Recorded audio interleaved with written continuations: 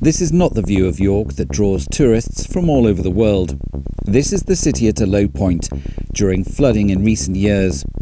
And according to celebrity animal rights activist Chris Packham, gamekeepers are to blame. Packham has long accused estates of draining the moors. He repeats the claim in the media this week. To his credit, he admits he doesn't have any evidence, saying instead he will need to go and research. We can point him in the right direction. Coverhead Farm in the Yorkshire Dales. We're very lucky at Coverhead in that we've got a lovely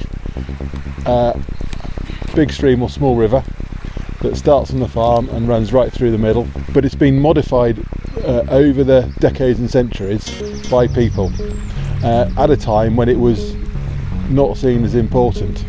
It was seen as a gutter to get water away, and once it left the farm you didn't care where it went.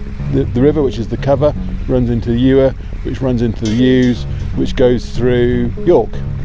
So if a river up here is pushing the water off as quickly as possible, York floods. The waterway has been abused over time by bad government policies such as grips, drainage channels installed between the 1950s and 1980s as a way of creating more farmland to feed the country.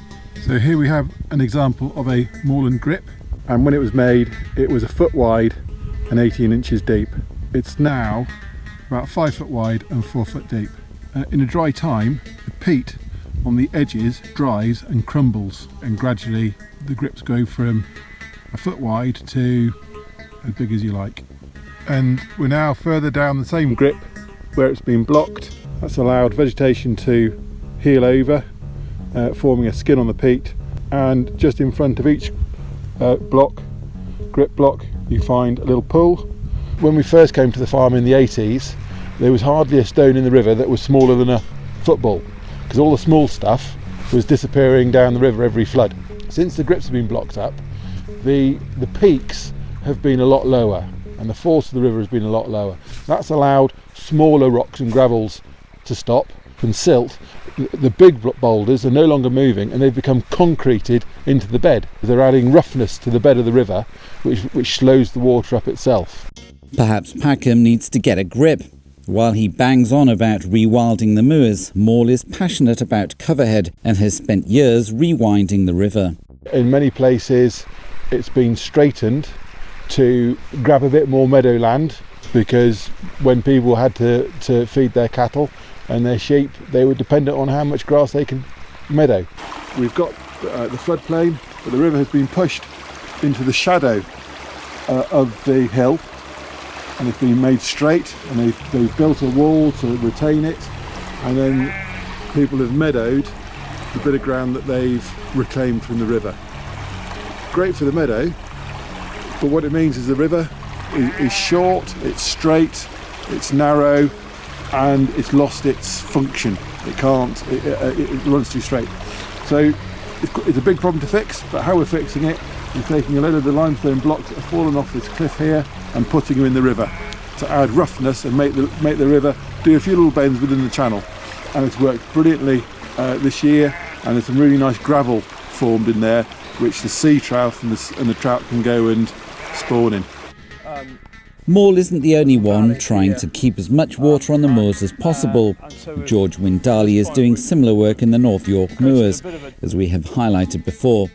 Trying to control water is difficult enough, but when nature decides to destroy all your hard work, what can you do? When we had Storm Dennis, a lot of the works we did in the summer disappeared, but not all. Wood is better than stone, because in a hot time, wood doesn't heat up in the same way that stone does. And this is a tree that is an old ash tree that's fallen over from the cliff there, and I've dragged it into the river. And before the storm it was up there, but the storm's picked it up and brought it down here, but it's still doing a nice bit of work in the river. Maybe half went, but half stayed. So we can build on that, and we can carry on. So how long will it take you to slow the river down to like the speed that you want? To perfect it, all my life. It's going to be, because really, by rights, that you want to get it so that in a flood, the water is from that bank to that bank. Because if you can get the water to leave the channel then it's slowing down and you're storing water, and we're a long way from that. I mean, this little bit here isn't too bad because the distance from the bottom of the bed to the bank isn't that much, but in other places, you know, the river is in-cut by 8 feet or so, and that takes a lot of building up, and we're still working on the techniques to do it. Beavers might work. The farm will be doing a beaver feasibility study this summer, so stay tuned. In the meantime, you can read about James Moore's hard work in the GWCT's Moorland Conservationists publication. Click the link in the description below this video.